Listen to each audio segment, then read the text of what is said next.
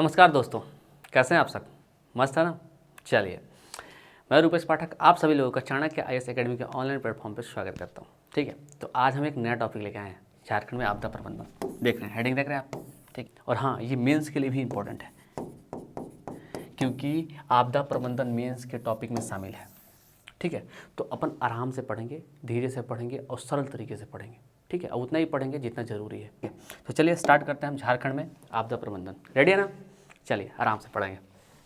चलिए आइए, पहला स्लाइड। आपदा, देखिए आपदा प्रबंधन मतलब जानते हैं आप? आपदा का मतलब होता है विपत्ति। क्या होगा? विपत्ति। विपत्ति आ गई, मुसीबत आ गया, मगर अकस्मात मुसीबत विपत्ति पड़ गया। ठीक है, वो हो गया आपदा। ठीक है, और प्रबंधन का मतलब होता है किसी चीज़ को सुचारू रूप से सुयोजित करके चलाना। ठीक है, तो आपदा को सुयोजित और सुचारू रूप से उसका प्रबंधन मतलब उसको कंट्रोल करने के लिए जो विभाग का गठन किया गया उसको बोलते हैं आपदा प्रबंधन विभाग। ठीक है, आपदा प्रबंधन विभाग। और इसकी स्थापना कब हुई है? तो 2005 में इसका नाम हो गया आपदा प्रबंधन अधिनियम। अब समझे आप समझ गए कि आपदा का मतलब होता है विपत्ति, और विपत्ति को सुसंगठित तरीके से कंट्रोल करने को अपन आपदा प्रबंधन बोलेंगे, मतलब मैनेजमेंट। ठीक है, आप समझ गए? इतना समझ गया। ठीक है, और आपदा प्रबंधन अधिनियम 2005 में आया हुआ था, इसको आप याद रखिएगा। ठीक है, बहुत इंपॉर्टेंट है। ठीक है, और आप समझ रहे हैं आपदा का मतलब समझते हैं कि आपदा दो प्रकार के होते हैं। एक प्राकृतिक आपदा, ठीक है, और एक होता है मानवीय आपदा। ठीक है, प्राकृतिक आपदा में आपका क्या आ जाएगा? देखिए, अब सूखा जैसे पड़ गया, सूखा, सुनामी।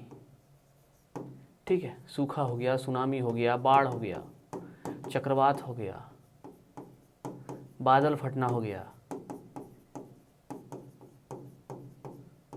और भी बहुत कुछ हो गया, भूकंप हो गया। ठीक है, तो ये सब प्राकृतिक आपदा है, ये प्राकृतिक तौर से आते रहते हैं। ठीक है, और मानवीय आपदा में क्या होता है तो बताइए? तो मानवीय आपदा में हो गया न्यूक्लियर, मतलब जैसे कि विस्फोट हो गया। ठीक है, विस्फोट। ठीक है, न्यूक्लियर विस्फोट हो गया। ठीक है, अब जैसे कि रेडिएशन हो गया।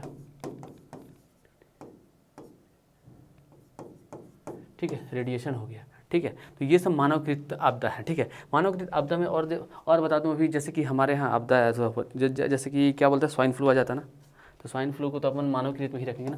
तो जैसे स्वाइन फ्लू हो गया। ठीक है, ये सब मानवकृत आपदा है, ये सब मानव के द्वारा उत्पन्न किए गए आपदा है। ठीक है, और इसी को मैनेजमेंट करना ही आपदा प्रबंधन कहलाता है। ठीक है, आप समझ गए? और जैसे कि इसमें महामारी भी आ जाएगा। हम महामारी के तौर से आगे, जैसे कि अभी आप प्रत्यक्ष उदाहरण दे सकते हैं, अभी करंट का उदाहरण, जैसे कोरोना। कोरोना क्या है? कोरोना एक आपदा ही तो है, जिसको पैंडेमिक क्या है, आपदा ही तो है। ठीक है, जिसने पूरे देश को मतलब झंझोड़ कर रख दिया, पूरे विश्व को झंझोड़ कर रख दिया, ये आपदा है। और इसी को अच्छे से मैनेज किया था किसने? तो आपदा प्रबंधन विभाग में। तभी तो इतना अच्छे से हम अपन मेंटेन कर पाएँ और 2 साल में इसको कंट्रोल कर पाएँ। ठीक है, और स्टार्टिंग में लगता ही नहीं था कंट्रोल होगा। ठीक है, और इसकी भुक्तभोगी तो आप होंगे। ठीक है, तो ये आपदा हो गया, आपदा को कंट्रोल करना आपदा प्रबंधन। ठीक है, देख लिए। अब क्या होता है ना, आपदा जब आता है ना, तो बहुत सारी चीज़ मतलब बहुत सारी चीज़ को इफेक्ट करता है। जैसे वन बर्बाद हो सकते हैं, जैसे बाढ़ आ गया तो वन को तो वो बर्बाद कर देगा। ठीक है, सुनामी आ गया तो वन को बर्बाद कर देगा, चक्रवात आ गया तोड़ देगा फसल, जैसे फसल बर्बाद कर देगा। ठीक है, फसल बर्बाद कर देगा। अब जैसे कि बाढ़ आ गया तो कीचड़ भी तो लेके आएगा, तो पूरा क्षेत्र में कीचड़ ले लेगा, तो भाई कीचड़ हो गया। तो कीचड़ लेके आया ना, तो पानी, कीचड़ भी हो गया, पानी भी गंदा हो गया, और महामारी। अब जहाँ कीचड़ होगा ना वहाँ महामारी भी फैलेगा कि नहीं फैलेगा? महामारी में जैसे चिकनगुनिया हो गया, डेंगू हो गया, ठीक है, मलेरिया हो गया, ये सब तो पानी से ही फैलते हैं क्या? ठीक है, तो ये सब बहुत सारे मतलब ये मानव की जीव मतलब देखा जाए ना, जीव जंतु को भी दिक्कत होगा कि नहीं? आएगा तो। अब जैसे परिवहन हो गया, परिवहन भी बाधित होगा, संचार भी बाधित होगा, मतलब देखा जाए जान माल की भी हानि होगी, बहुत लोग मरेंगे। अगर समझिए आप, बाढ़ आ गया तो कितने लोग बह जाते हैं, गांव के गांव बह जाते हैं, समझते हैं आप? तो बहुत सारे इसके इफेक्ट पड़ते हैं। ठीक है, जिससे क्या होता है ना, अगर इसका इफेक्ट पड़ रहा है ना, तो हमारे क्या है, जीडीपी घटेगा। जीडीपी क्या होगा? घटेगा, बेरोजगारी बढ़ेगा, बहुत लोगों का घर टूट जाएगा। ठीक है, उसके लिए पुनर्वास कराना पड़ेगा। समझ रहे हैं आप? बहुत सारा प्रॉब्लम हो जाता है। ठीक है, आप समझ। अब इसके पीछे कारण भी, मतलब ये देखिए ना, अब ये मानवीय कारण है। मानवीय कारण में क्या हुआ, विस्फोट हो गया, रेडिएशन हो गया, स्वाइन फ्लू हो गया। जैसे कि मेरे को याद आ रहा है भोपाल में वो गैस त्रासदी हुआ था, ठीक है, आपको भी याद होगा। क्या वो मिथाइल आइसोसाइनाइड गैस हो गया था, जिससे आज भी लोग वहाँ पे इफेक्टेड हैं, है कि नहीं। तो ये सब देखते रहना है, ठीक है। अब मैं बताता हूँ इसके बढ़ने के कारण, जैसे कि हमारे यहाँ मतलब वन कटते जा रहे हैं, ठीक है, करते जा रहे हैं कि नहीं करते जा रहे हैं, तो ये हो गया, ठीक है। तो ये हो गए। अब चलिए अब नेक्स्ट स्लाइड में हम देखते हैं। तो ये देखिए इसके पीछे कारण भी है, जैसे कि शहरीकरण का बढ़ना, शहरीकरण बढ़ रहा है, औद्योगिकरण बढ़ रहा है, जिससे बहुत सारे फैक्ट्री लगाए जा रहे हैं, ठीक है। अब देखिए और बहुत सारा धुआं निकल रहा है, ठीक है। ये सब क्या करेगा, जलवायु को इफेक्ट करेगा, तो जिससे मानसून है ना देर से आएगा, लेट से आएगा, ठीक है। जैसे कि ग्लोबल वार्मिंग बढ़ेगा, ठीक है। और बता दे रहा हूँ मैं आपको, जैसे वन कट रहा है, वन कटते जा रहा है, वन कटना, ये सब इसके कारण है। इसी के कारण क्या हो रहा है, ग्लोबल वार्मिंग बढ़ रहा है। जैसे कि जलवायु परिवर्तन हो रहा है, तो जहाँ कम वर्षा होनी है वहाँ पे ज़्यादा वर्षा हो रहा है, जहाँ पे ज़्यादा वर्षा होना है वहाँ कम वर्षा हो रहा है, यही कारण है, ठीक है, ठीक है। चलिए अब देखिए कि झारखंड में कौन कौन सी समस्या है, ठीक है। तो पहले हम सूखा पढ़ेंगे, ठीक है। सूखा से हमारा पूरा राज्य झारखंड है ना, वो बहुत ग्रसित है, ठीक है।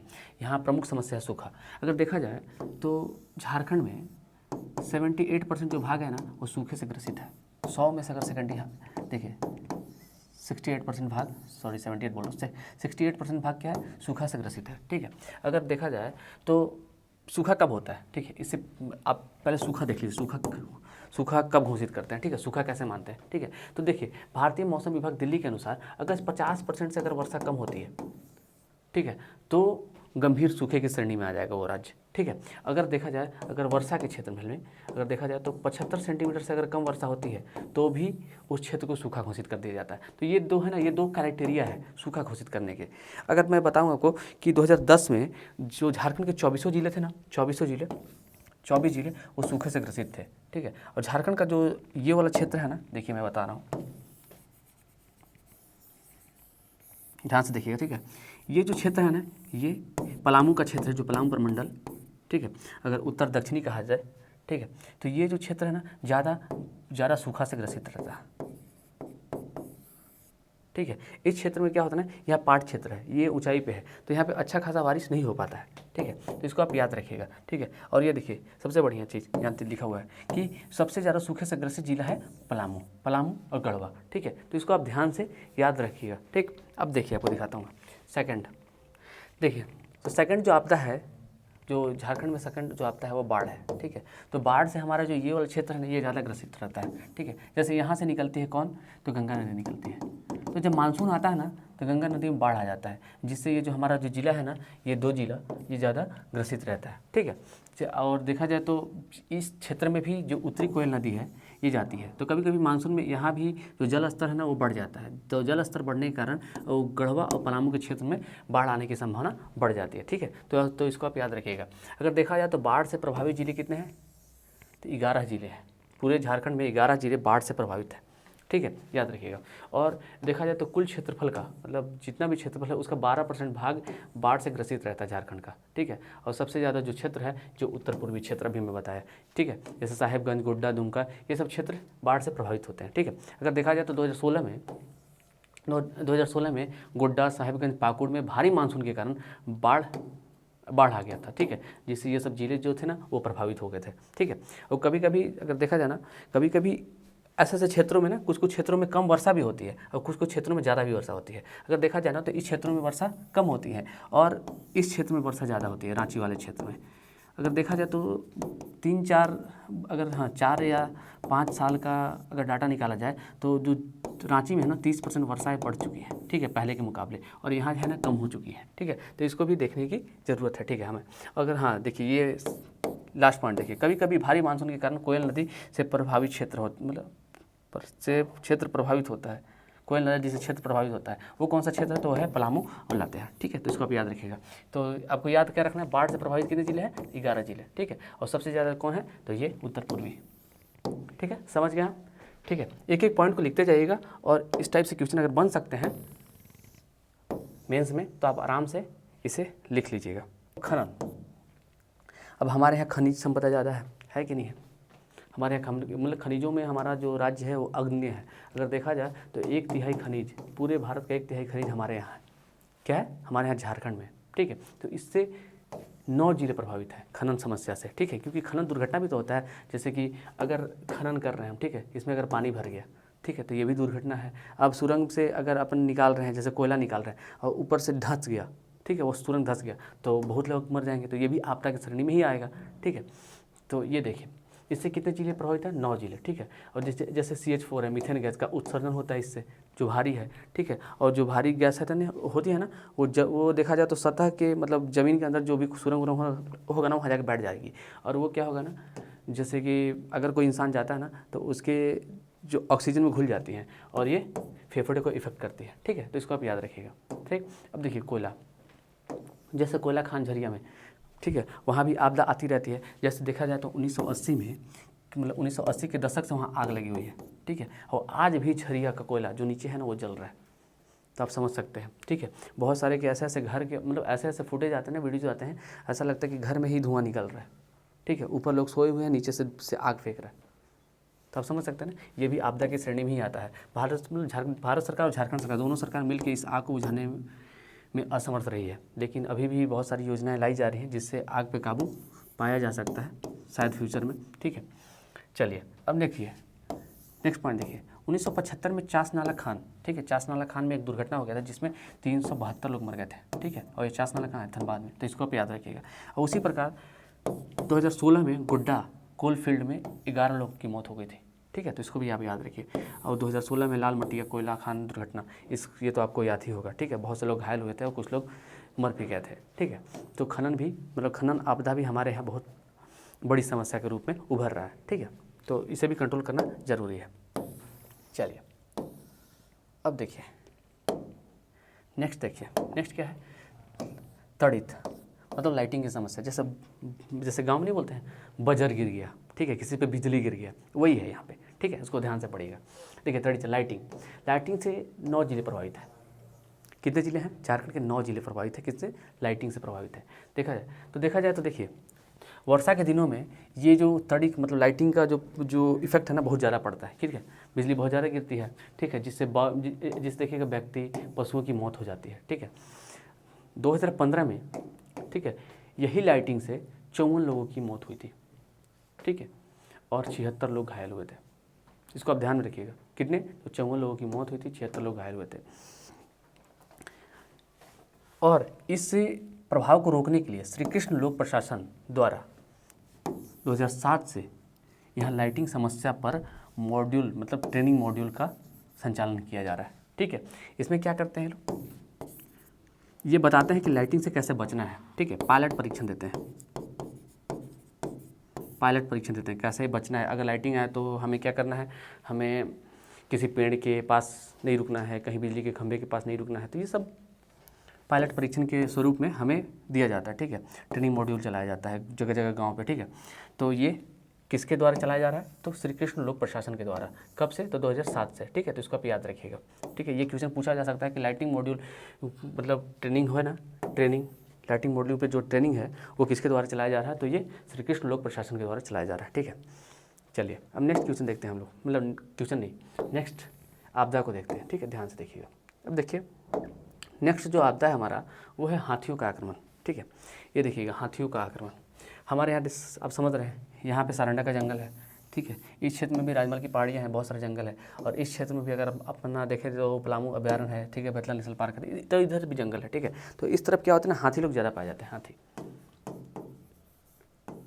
ठीक है। और जैसे जैसे शहरीकरण बढ़ रहा है, औद्योगिकरण बढ़ रहा है, और देखा जाए तो वनों की कटाई चल रही है जिस प्रकार से, उस प्रकार से उन लोगों का आवास है ना, पारंपरिक जो आवास है हाथियों का वो लुप्त होते जा रहा है। जिसके कारण हाथी है ना वो रहायशी इलाके में प्रवेश कर जा रहे हैं, ठीक है। और वहाँ बहुत उत्पात मचाते हैं। आप भी देखते होंगे कि जैसे ही हाथी घुस जाता है तो बहुत घर को रौंद देता है, बहुत आदमी को निपटा देता है कि नहीं? तो इसको आप ध्यान रखिएगा। तो देखिए राज्य जो हाथियों के आक्रमण से प्रभावित राज्य कौन है, मतलब राज्य नहीं जिला कौन है? तो दुमका है, दालमा है, सारंडा है। इसको आप याद रखिएगा, ठीक है। तो पलामू के जंगलों में पाए जाते हैं ये सब। हाँ, पलामू के जंगल में भी अभी तो आपको बताया गया, पलामू के जंगल पाए जाते हैं, ठीक है। अब देखिए ये इसके पीछे कारण भी है कि क्यों ये लोग हमला करते हैं, ठीक है।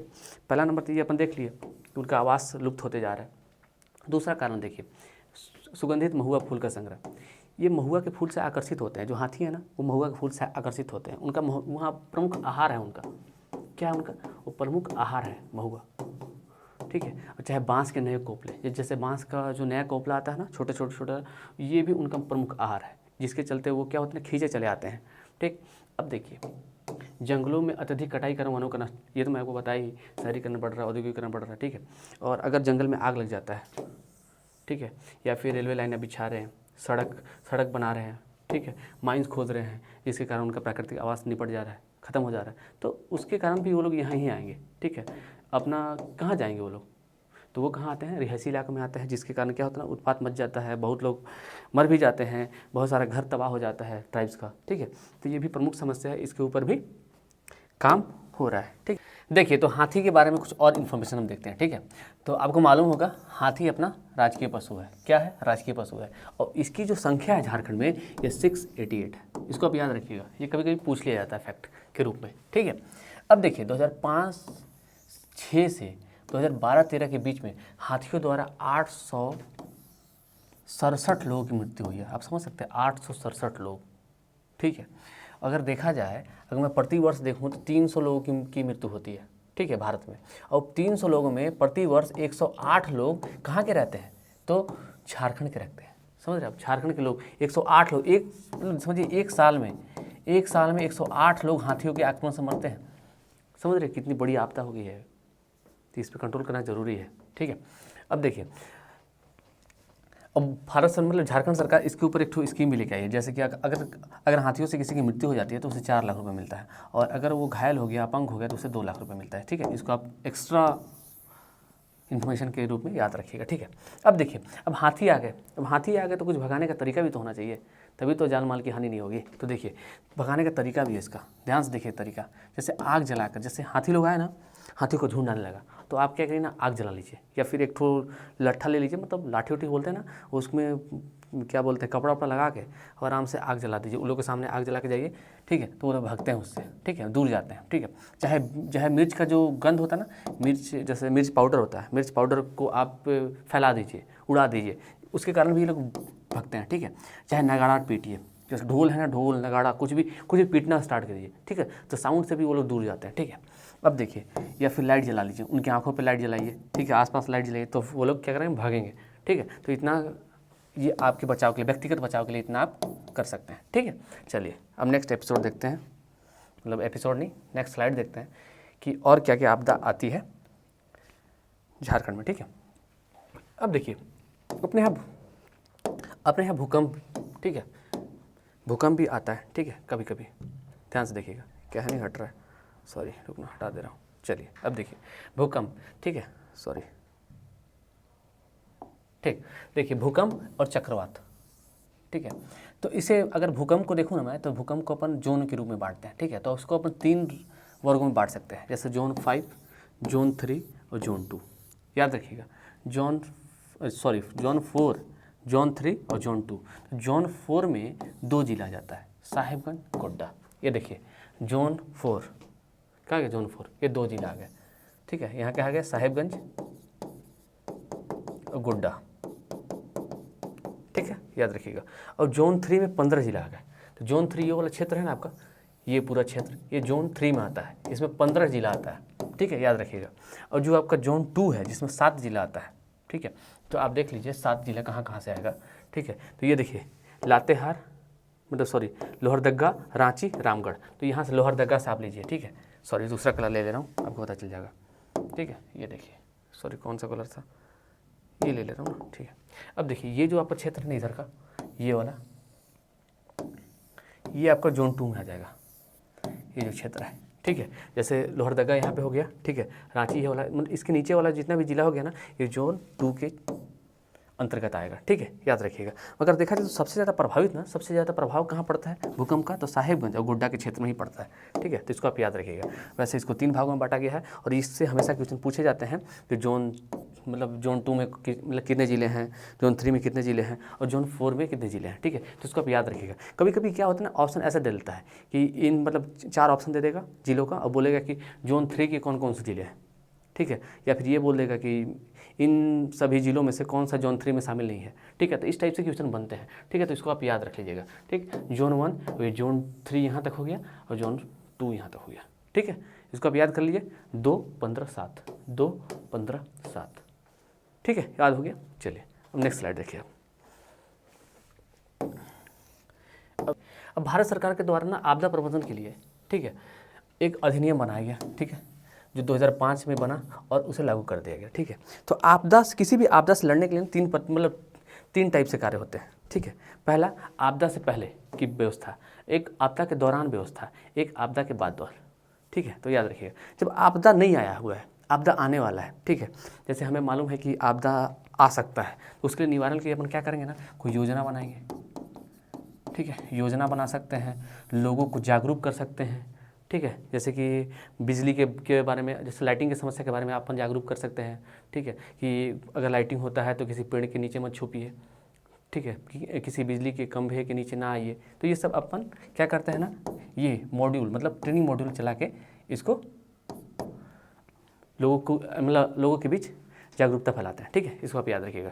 ट्रेनिंग करेगा, बचाने के उपाय उन लोगों को बताएगा, कैसे कैसे बचना चाहिए, अगर कोई आपदा आ जाए तो फर्स्ट एड की ट्रेनिंग देगा कि कुछ कट वट छट गया तो कैसे कैसे अपन उसका इलाज कर सकते हैं खुद से, ठीक है।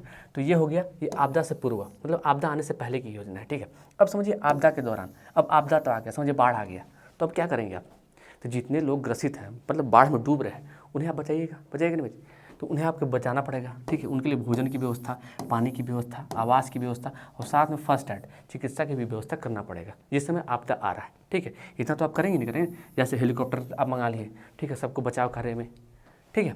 अब देखिए आपदा के पश्चात, आपदा के बाद क्या क्या किया जा सकता है।